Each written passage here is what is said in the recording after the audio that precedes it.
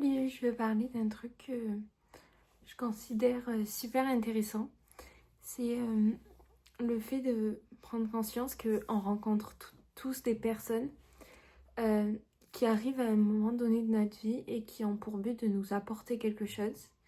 Et en fait, surtout dans les relations, que ce soit amicales ou sentimentales, on se rend compte qu'on a des fois du mal à laisser partir ces personnes, vu que c'est des personnes qui nous ont apporté quelque chose.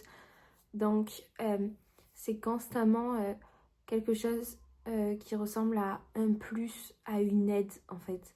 Vous allez rencontrer une personne et elle va vous offrir une nouvelle peut-être vision du monde, vous permettre de voir les choses différemment, de vous ouvrir à quelque chose euh, de nouveau.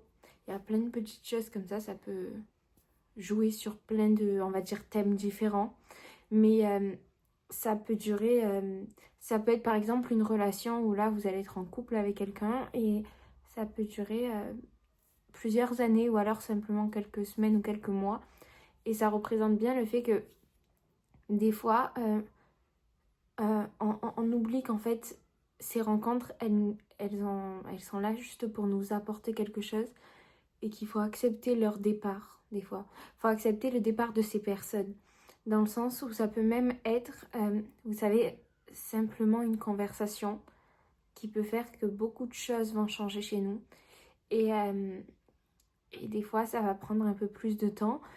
Peu importe, dans tous les cas, c'est une leçon qu'on doit acquérir derrière tout ça.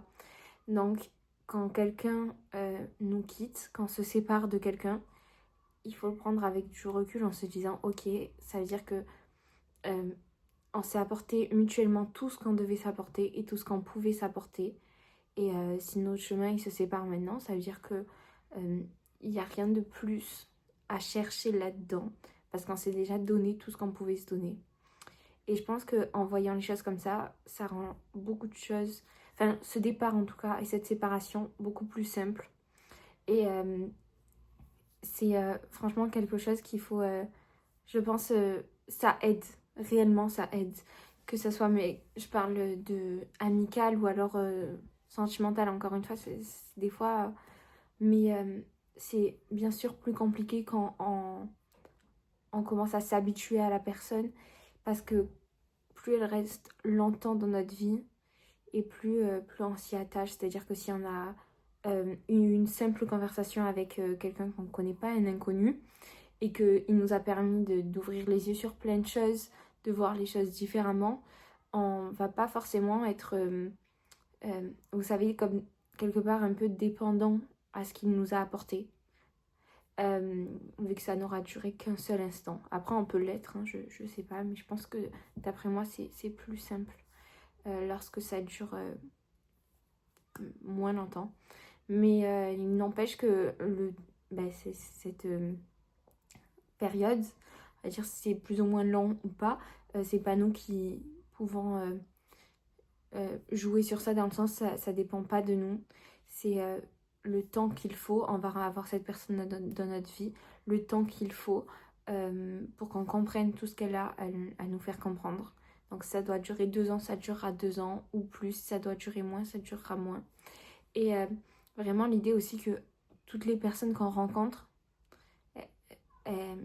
enfin ça peut être au début on peut se dire, mais si on regarde des années en arrière, comment, ou même quelques mois par exemple, comment j'ai pu te rencontrer, comment tu as pu rentrer dans ma vie alors que il y avait des tas de choses qui, enfin il y avait rien pardon justement qui me laissait croire qui me laissait penser que j'allais pouvoir être proche de toi ou quoi que ce soit. Et ça représente vraiment l'idée de vraiment tout est bien fait. Et j'en ai même eu l'exemple moi-même de ces deux sujets, mais dans le sens, je me suis retrouvée très proche d'une personne qui a, bah, si je, à la base, c'était, il n'y a rien qui me, qui me permettait, pardon, de l'envisager, on va dire. Et en fait, c'est bien une façon de me dire que, en fait, je contrôle pas. Et les personnes que je dois rencontrer, je les rencontrerai d'une manière ou d'une autre. Vous voyez ce que je veux dire? Parce que cette personne-là, elle doit m'apporter quelque chose.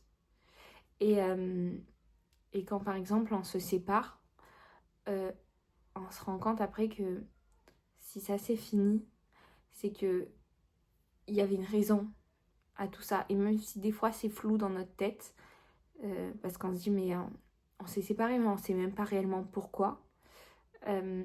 C'est pas forcément nécessaire d'avoir le réel pourquoi du comment, parce que des fois ça peut être très flou.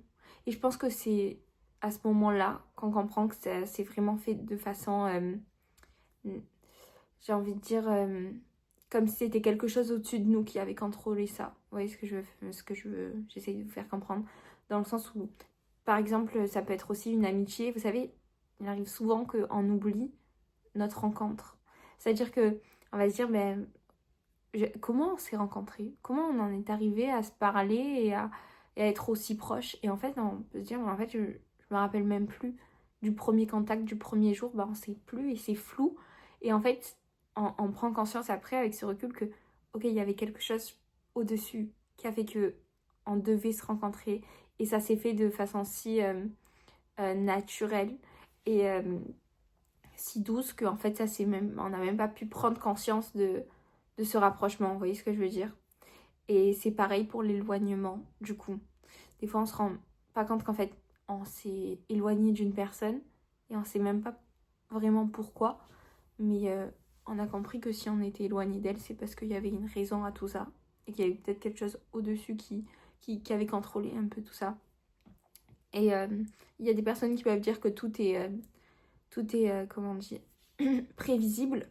Dans le sens où si on repartirait 5 ans en arrière, on verrait que avec certaines statistiques ou bah justement les choix qu'on aurait pu faire, on voit ça en philosophie, hein, avec les choix qu'on aurait pu faire, en remontant tout ça, on pourrait se rendre compte qu'en fait tout était prévisible.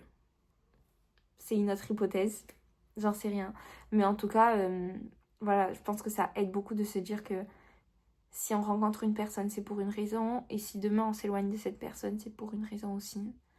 Et que le but étant toujours de s'apporter quelque chose. Donc si on se sépare de cette personne, c'est qu'elle nous a apporté tout ce qu'on devait mutuellement s'apporter. Et que même si des fois ça paraît très flou, c'est souvent quand c'est le plus flou, pardon, que c'est le plus...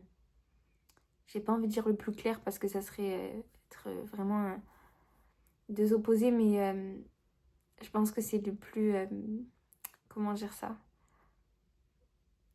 Que c'est quelque chose qu'on ne contrôle pas nous, donc ça veut dire que c'est la meilleure des décisions. Vous voyez ce que je veux dire? C'était la meilleure des choses. Voilà. Parce que ça dépend même pas de nous. C'est quelque chose qui a au-dessus, qui l'a contrôlé. Donc c'est certainement que c'était le meilleur chemin, on va dire, à prendre.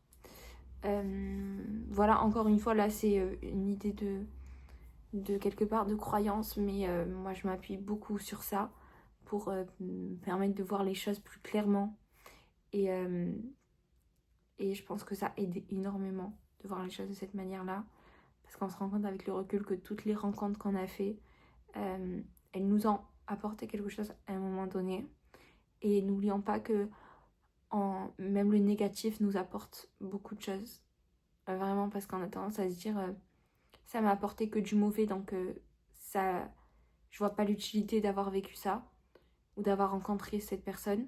Et en fait, on se rend compte que c'est justement, il y a vraiment beaucoup de leçons dans le mauvais, parce que c'est autant, que ça soit positif ou que ça a été même facile et l'autre plus dur, les deux, ils ont apporté quelque chose c'est au même niveau dans le sens. Même si nous, on le vit d'une façon différente, qu'on ressent des émotions qui sont différentes.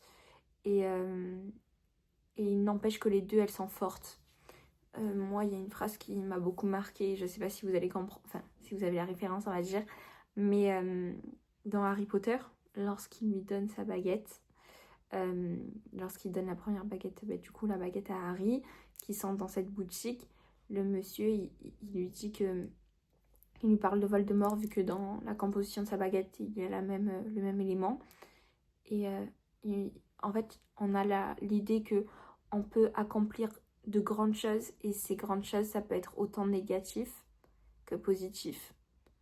Et il n'empêche que ça reste de grandes choses. C'est comme les émotions qui peuvent être autant négatives que positives et il n'empêche que ça reste des émotions fortes. Donc vivre quelque chose de joyeux et quelque chose de triste, les deux mutuellement, ils apportent énormément parce que ça reste des leçons dans tous les cas. Et je pense qu'on oublie des fois que les étapes, quand on dit, vous savez, on passe des étapes dans notre vie, que les étapes, ça reste aussi les choses qui se sont faites dans la joie et la bonne humeur. Je pense qu'on l'associe trop à ce qui a été négatif. Il faudrait que je regarde la définition de étape, mais voir si on le caractérise vraiment comme quelque chose de négatif ou si ça peut se considérer un peu comme les deux. Mais en tout cas, c'est l'idée que j'ai envie de partager. Du coup, voilà. Donc, j'espère que vous avez un peu compris un peu tous ces points que j'ai évoqués et que ça pourra en aider certains. Donc, merci de m'avoir écouté et bonne journée ou alors bonne soirée à vous.